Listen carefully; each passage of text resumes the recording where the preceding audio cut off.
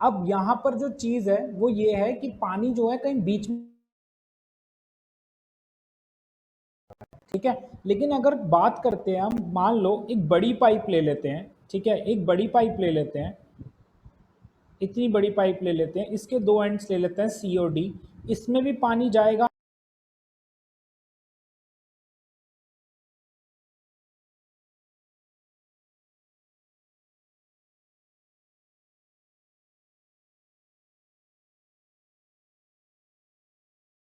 कि second pipe में पानी ज्यादा जाएगा? दोनों में से वंस, फर्स्ट और सेकंड में से बस ये बताओ कौन सी पाइप में से पानी ज्यादा जाएगा एक एंड से दूसरे एंड पे?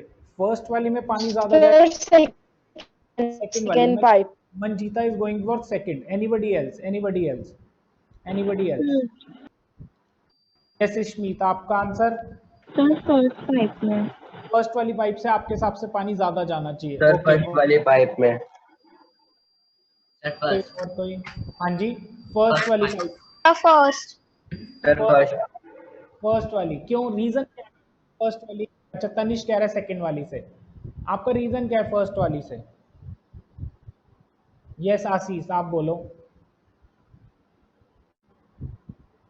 Sir can you explain it again? I actually got this. हाँ श्योर, मैं कह रहा हूँ आशीष, हमारे पास दो पाइप्स हैं, एक है फर्स्ट और एक है सेकंड। फर्स्ट थोड़ी छोटी है, ठीक है, और उसका जो उसका सरफेस एरिया वो भी छोटा है, उसकी लेंथ भी क्या है, लेंथ सेम है दोनों पाइप्स की, लेकिन उसका जो फेस एरिया है ना जिससे पानी अंदर जा रहा है वो छोटा है। और जो दूसरी पाइप है ना सेकंड वाली, उसके अंदर क्या है, जो उसका फेस एरिया है, जो उसका एरिया जिससे पानी अंदर जाता है वो बड़ा है, ठीक है। तो मेरा और लेंथ सेम है दोनों केसेस में, फर्स्ट की भी लेंथ उतनी है, सेकंड की भी लेंथ उतनी है, ठीक है। मेरा क्वेश्चन सिंपल आपसे है कि पानी किस में ज्यादा जाएगा? फर्स्ट वाली में से फर्स्ट में पानी ज्यादा जाएगा कि सेकंड में पानी ज्यादा जाएगा? This is the question to you. कौन सा वाला? सर आई थिंक कि जो छोटा है, जिसकी छोटी है उसमें से जाएगा। ठीक है। अब मेरा दूसरी बात मैं एक बताना चाहता हूँ। अच्छा मुझे एक बात बताओ, दोनों पाइप्स में अगर मैं इधर से 1 लीटर पानी डालूंगा तो इधर से भी कितना पानी बाहर आना चाहिए बेटा? Sir 1 litre. Sir 1 litre. जितना डालोगे उतना ही बाहर आएगा। अगर मान लो 1 लीटर। यहाँ से अगर 3 लीटर्स डालोगे तो वहां से कितना बाहर आएगा? सी से 3 लीटर्स डालोगे तो डी से कितना बाहर आएगा? 3 लीटर। 3 लीटर्स। कोई डाउट यहाँ तक? कोई डाउट यहाँ तक? No sir. तो we will discuss about that. मैंने आपका आंसर पढ़ लिया बेटा, अभी इसको डिस्कस करते हैं। देखो बच्चे, तो आप क्या कह रहे हो कि फर्स्ट वाली में से अगर आप 1 लीटर डालोगे तो ए एंड से 1 लीटर डालोगे, बी एंड से भी 1 लीटर आएगा, सी से 3 लीटर डालोगे तो डी से भी 3 लीटर बाहर आएगा। इसका मतलब जितना डालोगे उतना बाहर आएगा, सिंपल सा लॉजिक है, ठीक है। जितना इनपुट उतना ही आउटपुट। कहीं बीच में लॉस तो नहीं होगा ना पानी, या बीच में कहीं पानी रुक तो नहीं जाएगा पाइप के अंदर? क्योंकि अगर ऐसा होता फिर तो पाइप फट जाएगी, क्योंकि पानी अगर रुकेगा तो पाइप तो क्या हो जाएगी बच्चे? फट जाएगी, क्योंकि पानी का प्रेशर होगा और प्रेशर की वजह से पाइप फट सकती है। लेकिन ऐसा नहीं हो रहा, पानी जितना आप डाल रहे हो उतना ही बाहर आ रहा है। सेम चीज बच्चे, अब यही सेम कॉन्सेप्ट आप एक वायर में भी लगाओ। आप किस में लगाओगे? एक वायर में भी। वायर में भी आप जितने इलेक्ट्रॉन्स एक एंड पे भेजोगे, अगर आपने मान लो यहां से आपने 6.25 into 10 to the power 18 electrons भेजे ए से, तो बी से भी उतने ही इलेक्ट्रॉन्स बाहर आएंगे। अगर ए से 6.25 10 to the power 18 electrons enter कर रहे हैं तो बी से भी उतने ही इलेक्ट्रॉन बाहर आएंगे। रेजिस्टेंस का मतलब ये नहीं होता कि वो इलेक्ट्रॉन्स को रोक लेगा बीच में। रेजिस्टेंस का मतलब ऐसा कुछ भी नहीं है कि आप, वो जो वर्ड है ना वो बड़ा कंफ्यूजिंग है। क्या कह रहे हो तनिष? ओके, तो मैं आपको ये बता रहा हूं कि यहां पर आप ए में जितने इलेक्ट्रॉन डालोगे, ए से जितने इलेक्ट्रॉन एंटर करेंगे, बी से उतने ही इलेक्ट्रॉन बाहर भी आएंगे। देयर विल बी नो, ऐसा कभी भी नहीं होगा कि ए और बी के बीच में इलेक्ट्रॉन्स रुक गए हैं बीच में। ऐसा नहीं होगा कि इलेक्ट्रॉन्स जो हैं वो एक जगह पे बंद होकर रह गए। बच्चे जितने ए से जाएंगे उतने ही बी से बाहर आएंगे। रेजिस्टेंस कभी भी इलेक्ट्रॉन्स को रोकता नहीं है। तो वो जो वर्ड है रेजिस्टेंस का, वो बड़ा कंफ्यूजिंग वर्ड है। उससे आपको लगता है कि फ्लो रुक जाता है, नहीं बेटा, रुकता नहीं है। जितना डालोगे उतना ही बाहर आएगा। लेकिन फिर रेजिस्टेंस करता क्या है, रेजिस्टेंस क्या करता है, टाइम बढ़ा देता है। रेजिस्टेंस क्या करता है, सिर्फ और सिर्फ, तो टाइम बढ़ने की वजह से क्या होता है, करंट पे असर पड़ने लग जाता है। क्यों, करंट क्या होता है, that is charge upon time. क्या होता है बच्चे, चार्ज अपॉन टाइम। अगर टाइम ज्यादा लगेगा तो करंट कम हो जाएगा। सिंपल सा लॉजिक, रेजिस्टेंस बस यही करता है। रेजिस्टेंस इफेक्ट द टाइम, जो इलेक्ट्रॉन्स का मूवमेंट का टाइम होता है ना, उसको बढ़ा या घटा सकते हो आप रेजिस्टेंस की मदद से। और टाइम पे डिपेंडेंट होता है करंट। अगर आप टाइम को बढ़ाओगे करंट कम हो जाएगा, अगर आप टाइम घटा दोगे करंट ज्यादा हो जाएगा। तो ये चीज करता है, लेकिन इलेक्ट्रॉन के काउंट पे कोई असर नहीं पड़ता। अगर मैं ए एंड से मान लो 10 इलेक्ट्रॉन भेजता हूं तो बी एंड से भी 10 इलेक्ट्रॉन ही बाहर आएंगे। अगर मैं ए एंड से 20 इलेक्ट्रॉन भेजता हूं तो बी एंड से 20 इलेक्ट्रॉन ही बाहर आएंगे। अगर मैं ए से 30 भेजता हूं तो बी से 30 ही बाहर आएंगे। ऐसा कभी भी नहीं होगा आपने 20 भेजे और बीच में 5 गायब हो गए और 15 बाहर आ रहे, नहीं, दिस विल नेवर हैपन। जितना इलेक्ट्रॉन्स आप ए से भेजोगे उतने इलेक्ट्रॉन बी से बाहर आएंगे। सिर्फ और सिर्फ रेजिस्टेंस आपकी ये मदद कर सकता है, बढ़ा सकता है। अब टाइम कैसे बढ़ाता है, उस टाइम के हिसाब से ही करंट क्या होता है, डिपेंडेंट होता है। तो इसलिए हम बोलते हैं क्या, what is current, flow of charges per unit time. तो टाइम को अगर आप चेंज कर दो, टाइम को बढ़ा दो या घटा दो, तो आपके करंट पे असर पड़ने लग जाएगा। And this is the purpose of the resistance, this is the purpose of the resistance. अब ये कैसे करती है resistance, resistance is dependent on 4 factors, resistance is dependent on 4 factors. What are those factors, first is the length of the wire, first is the length of the wire, resistance is directly proportional to the length of the wire। जितनी लंबी wire होगी उतना ज्यादा time लगेगा electrons को एक जगह से दूसरी जगह पे जाने। समझ आई बेटा, सपोज करो 2 वायर्स हैं, ये वायर है ए टू बी, फर्स्ट वायर, इसकी लेंथ है मान लेते हैं 1 मीटर। दूसरी वायर है, सेम वायर है, ठीक है, सेम मटेरियल की वायर है और इसकी लेंथ है मान लेते हैं 10 मीटर्स, ठीक है। अब आप खुद बताओ टाइम किस में ज्यादा लगेगा इलेक्ट्रॉन्स को एक जगह से दूसरी जगह पे जाने में, in which wire 10 meter time वाली will be wire, more, which one, 10 meter वाली में, सेकंड 10 मीटर वाली, दैट इज सेकंड वायर। तो ये होती है रेजिस्टेंस, ये होती है क्या, रेजिस्टेंस। अगर आप लेंथ ऑफ द वायर को बढ़ा दोगे तो टाइम ज्यादा लगने लग जाएगा, और टाइम ज्यादा लगेगा तो करंट क्या हो गया बेटा, फ्लो क्या हो गया, कम हो गया। समझे, तो ये रेजिस्टेंस होती है। रेजिस्टेंस रोकती नहीं है, रेजिस्टेंस सिर्फ और सिर्फ टाइम को बढ़ाती या घटाती है इलेक्ट्रॉन्स को पास होने में। अगर आप टाइम को बढ़ा दोगे तो ऑब्वियसली आपका करंट अपने आप ही क्या हो जाएगा, कम हो जाएगा। तो ये किसकी मदद से कर सकते हैं, लेंथ बढ़ा दो। अब आपको अपने घर में मान लो फैन चलाना है, तो आपके घर में जो फैन होगा वो आपके घर के, आपके रूम के अंदर जो स्विच बोर्ड होगा उससे कनेक्टेड होगा। सपोज करो स्विच बोर्ड जो है वो 10 किलोमीटर दूर पे है, वहां से एक वायर आ रही है जो आपके घर के पंखे को चलाएगी।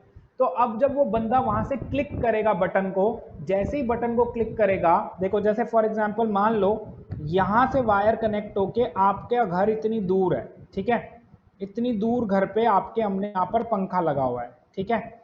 अब क्या होगा, यहाँ पे स्विच बोर्ड लगा हुआ है, जब आप इस स्विच को ऑन करोगे, जैसे ही स्विच को ऑन करोगे, इसके अंदर जितने भी एटम्स होंगे उन हर एटम के अंदर फ्री इलेक्ट्रॉन्स होंगे, और वो फ्री इलेक्ट्रॉन्स जंप करना शुरू कर देंगे, जंप करना शुरू कर देंगे, कर देंगे।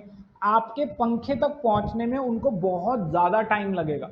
तो ऑब्वियस बात है कि करंट क्या हो जाएगा, अपने आप ही कम हो जाएगा, फ्लो क्या हो जाएगा, कम हो जाएगा।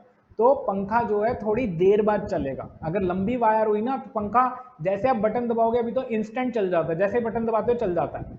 लेकिन अगर बहुत लंबी वायर है तो टाइम लगेगा पंखे को चलने में, आप दबाओगे और पंखा थोड़ी देर बाद चलेगा।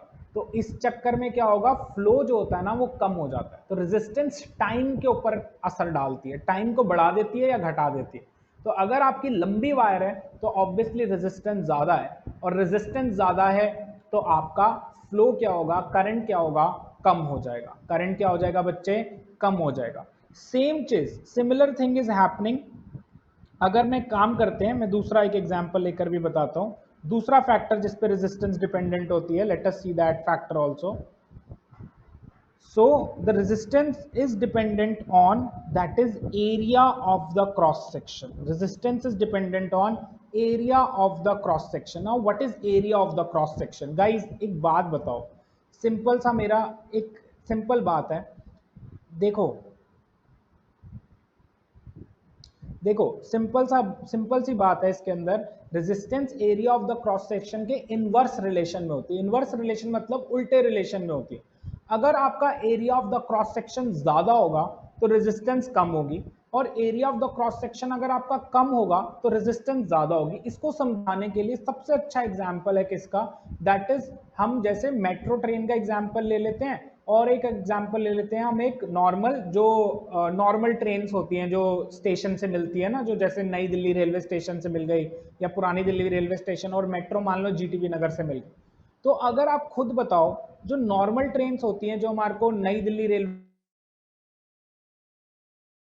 अंदर गेट्स कितने छोटे होते हैं जिससे एंट्री और एग्जिट होती है, छोटे छोटे से गेट्स होते हैं। सपोज करो कि अगर ट्रेन में आग लग जाए तो आपको वहां से बाहर निकलने में बहुत ज्यादा टाइम लगेगा। क्यों? क्योंकि छोटा गेट है, तो आप एक दूसरे से टकराओगे, आप आराम से पार नहीं जा पाओगे। There will be more time, there will be more resistance, उतने ही लोग बाहर निकलेंगे। देखो जान तो सबको ही बचानी है ना, 100 बैठे हैं तो 100 ही बाहर निकलेंगे। 100 people who are sitting in the train will get out of the train, but due to the small gates, छोटे गेट्स होने की वजह से उनको टाइम ज्यादा लगेगा। उनको टाइम क्या लगेगा? ज्यादा लगेगा। They will take more time to get out of the train. लेकिन यही चीज आप मान लो किस पे चलते हैं, मेट्रो ट्रेन में। मेट्रो में 100 लोग अंदर बैठे हैं, तो अगर आग लग जाए, 100 लोगों को बाहर निकला है, तो बच्चे कम टाइम लगेगा। क्यों कम टाइम लगेगा? क्योंकि गेट्स का साइज बहुत बड़ा है। तो गेट्स का साइज बड़ा होने की वजह से आराम से लोग क्या करेंगे, बाहर निकल जाएंगे। तो अगर बड़ा गेट होगा तो ऑब्वियस बात है रेजिस्टेंस कम होगी और फ्लो ज्यादा हो जाएगा। और दूसरे केस में जहां पर वो नॉर्मल वाली ट्रेन थी, उसमें क्या हो रहा था कि अगर गेट छोटा है, अगर गेट क्या है बेटा, छोटा है, तो रेजिस्टेंस ज्यादा हो गई है, लोग टकरा रहे हैं एक दूसरे से, बाहर नहीं निकल पा रहे हैं आसानी से। तो ये होती है रेजिस्टेंस।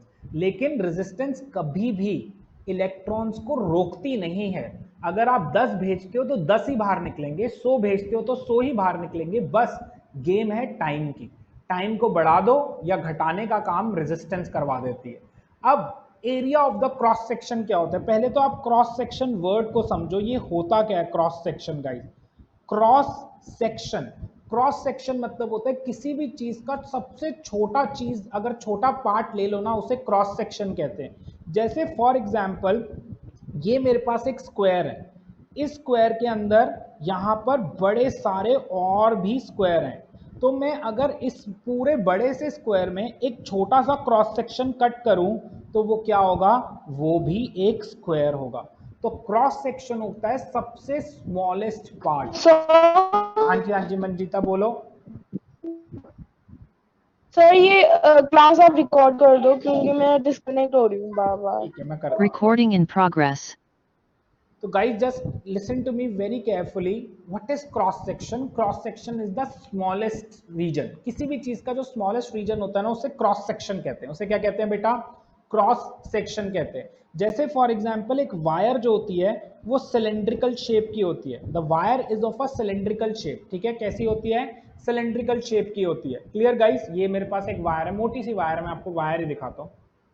ठीक है, ये देखो, this is the wire in my hand, it is a cylindrical shape. यहां पर देखो ये एक सर्कल है, यहाँ एक नीचे सर्कल है, this is a cylinder shape. इसको हम क्या बोलते हैं? सिलेंड्रिकल वायर बोलते हैं। Clear guys? अब इस सिलेंडर वायर को अगर आप बहुत छोटे छोटे से पार्ट्स कर दो, इतने छोटे कर दो, इतने माइन्यूट कर दो कि ये 2D लगने लग जाए। सिलेंडर एक 3D फिगर होती है, 3 डायमेंशनल होती है। ठीक है, इसमें it is a 3 dimensional figure. But अगर आप इसका सबसे छोटा पार्ट ले लो, सबसे smallest part, let it take, मतलब जितना ज्यादा आप छोटा कर सकते हो ना कर दो। जब आप इसे छोटा करोगे ना, सबसे स्मॉलेस्ट पार्ट वो बिल्कुल एक सर्कल की शेप में होगा। किस शेप में होगा? सर्कल की शेप में होगा। उसको बोलेंगे हम क्रॉस सेक्शन। वायर्स क्या होती हैं बेटा? Wires are in the shape of cylinder. अगर आप उस सिलेंडर का सबसे छोटा पार्ट ले लो, क्रॉस सेक्शन ले लो, that cross section is in the shape of a circle. That cross section is in the shape of a circle. And अगर आप उस क्रॉस सेक्शन मतलब उस सर्कल का एरिया लोगे तो एरिया ऑफ क्या लेते हैं हम, क्रॉस सेक्शन। क्रॉस सेक्शन मतलब वायर जो सिलेंड्रिकल शेप में है उसका स्मॉलेस्ट पार्ट, बिल्कुल सबसे छोटा पार्ट, उसको वो कौन सी शेप में होगा, सर्कुलर शेप के अंदर होगा। अगर आप एरिया ऑफ क्रॉस सेक्शन की बात कर रहे हो तो आप बात कर रहे हो एरिया ऑफ सर्कल की, और आप सब जानते हो एरिया ऑफ सर्कल क्या होता है, पाई आर स्क्वायर। आप सब जानते हो एरिया ऑफ सर्कल क्या होता है, पाई आर स्क्वायर। तो एरिया किस पे डिपेंड करेगा, रेडियस ऑफ द सर्कल पे। एरिया किस पे डिपेंड करेगा, रेडियस ऑफ द सर्कल पे। Now let us talk about radius of the circle क्या होगा। भाई रेडियस क्या होता था, ये सर्कल है, लेट अस, ये क्या है, सर्कल शेप है। इस सर्कल में ये सेंटर होता है, this is the central point. इस सेंटर से यहां तक का जो भी एरिया, सॉरी मतलब यहां तक की जितनी भी लेंथ होती है सेंटर से लेकर सरकमफ्रेंस तक, उसको बोलते हैं हम रेडियस। उसको क्या बोलते हैं हम, रेडियस। क्या बोलते हैं बच्चे हम उसे, रेडियस। सिमिलरली ये बड़ा सर्कल है, इसका रेडियस बड़ा है। अब बात करते हैं किसकी, इस छोटे से सर्कल की। इस छोटे से सर्कल का ऑब्वियसली रेडियस क्या होगा, छोटा होगा। क्लियर, इसका सर रेडियस क्या होगा, छोटा होगा। तो आपकी जो वायर है, मेरे पास बड़ी सारी वायर्स पड़ी हैं यहाँ पे, ये आप वायर देख रहे हो, ठीक है। इस वायर को देखो, मेरे पास एक और वायर है, आप इस वायर को देखो, ठीक है। आप खुद बताओ दोनों वायर्स में से किसका एरिया ऑफ क्रॉस सेक्शन ज्यादा है, ब्लैक वायर का कि व्हाइट वायर का, आप खुद बताओ। Tell me which has more area of, sir white. White wire और black wire, which has more area of cross section. Yes guys, white wire. White wire, एक का आंसर है white sir white wire. White wire. Anybody else, anybody else, किसका area of cross section ज्यादा है, विच wire. खुद देख के बताओ किसका एरिया ऑफ क्रॉस सेक्शन ज्यादा होगा। ऑब्वियस बात है किसका, व्हाइट वायर का। किसका एरिया ऑफ क्रॉस सेक्शन ज्यादा होगा, व्हाइट वायर का, क्योंकि ये मोटी वायर है। तो इस मोटी वायर में क्या होगा, दैट इज योर, यहां पर एट दिस पर्टिकुलर, जब मैं इसका सर्कल लूंगा, सर्कल बड़ा आएगा, बड़ा सर्कल आएगा, रेडियस ज्यादा होगा, रेडियस ज्यादा होगा तो उसका एरिया भी क्या होगा, ज्यादा होगा। तो just understand this point guys, circle का जितना ज्यादा रेडियस होता है उतना ज्यादा उसका एरिया ऑफ क्रॉस सेक्शन होगा। अब ये वही बात है, मेट्रो वाली बात है, कि अगर आपके पास एक वायर है जो मोटी है, जिसका circle area of cross section ज्यादा है, और एक दूसरी वायर है जो थोड़ी सी पतली है, जिसका एरिया ऑफ क्रॉस सेक्शन कम है, इन दोनों वायर्स के केस में फ्लो जो होगा वो किस में ज्यादा होगा, वायर ए में, क्योंकि इसका एरिया ऑफ क्रॉस सेक्शन ज्यादा है। तो आराम से इलेक्ट्रॉन्स बड़े गेट से एक एंड से दूसरे एंड पे चले जाएंगे। लेकिन जब नीचे वाली बात करेंगे बी वायर की, इसमें एरिया ऑफ क्रॉस सेक्शन छोटा है, तो इलेक्ट्रॉन्स रेजिस्टेंस फील करेंगे, टकराएंगे एक दूसरे से, एक जगह से दूसरी जगह पे पहुंचने के लिए। इस वजह से हम कह रहे हैं रेजिस्टेंस कम है, और बी वायर के अंदर जो होगा फ्लो कम होगा, क्योंकि वहां पर रेजिस्टेंस ज्यादा है, वहां पर टाइम लगेगा इलेक्ट्रॉन्स को अंदर से बाहर जाने के अंदर। तो इसी वजह से हम कहते हैं कि resistance is inversely proportional to area of cross section. More the area lesser is the resistance will be less, and if the resistance is less, flow will be more, current ज्यादा होगा। क्लियर, फ्लो ज्यादा होगा। Clear guys. लेकिन electrons अगर 10 जाएंगे तो 10 ही बाहर आएंगे, इलेक्ट्रॉन अगर 20 जाएंगे तो 20 ही बाहर आएंगे, उससे कोई फर्क नहीं पड़ने वाला आप एरिया बढ़ाओ या घटाओ। जितने इलेक्ट्रॉन आप एक जगह से डालोगे उतने ही इलेक्ट्रॉन बाहर आएंगे, उन पे कोई असर नहीं पड़ता, इलेक्ट्रॉन्स के काउंट पे पड़ता है तो सिर्फ टाइम पे। टाइम को आप बढ़ा या घटा सकते हो with the help of resistance. You can increase the time और decrease the time with the help of resistance. This is resistance. Clear? Resistance affects the time, और टाइम की वजह से करंट पे असर पड़ता है, लेकिन इलेक्ट्रॉन के काउंट पे कोई असर नहीं पड़ता। तो आपके माइंड में जो पिक्चर बनी हुई है रेजिस्टेंस की, मैं जानता हूं आप सबके माइंड में क्या पिक्चर है कि वो इलेक्ट्रॉन्स को रोकते हैं, वो ये करते हैं। नहीं, वो इलेक्ट्रॉन्स को नहीं रोकते हैं, जितने डालोगे उतने बाहर आएंगे, ठीक है, ये नॉर्मल है। लेकिन टाइम को तो बढ़ा सकता हूँ, वायर लंबी कर दूंगा। अब इलेक्ट्रॉन्स को ज्यादा डिस्टेंस ट्रैवल करना पड़ेगा, तो रेट क्या हो जाएगा, कम हो जाएगा, मेरा करंट क्या होगा, ऑब्वियस बात है कम हो जाएगा। दूसरे केस में मैं चाहता हूँ करंट को क्या करना चाहता हूँ, कम करना चाहता हूँ, एरिया ऑफ क्रॉस सेक्शन जो है बहुत छोटा ले लो, इलेक्ट्रॉन्स को डिफिकल्टी होगी एंटर और एग्जिट करने में, तो ऑब्वियसली रेजिस्टेंस क्या हो जाएगी, बढ़ जाएगी, फ्लो कम हो जाएगा। तो ये दो मेजर फैक्टर्स होते हैं, लेंथ और area of cross section, length और क्या, एरिया ऑफ क्रॉस सेक्शन। तो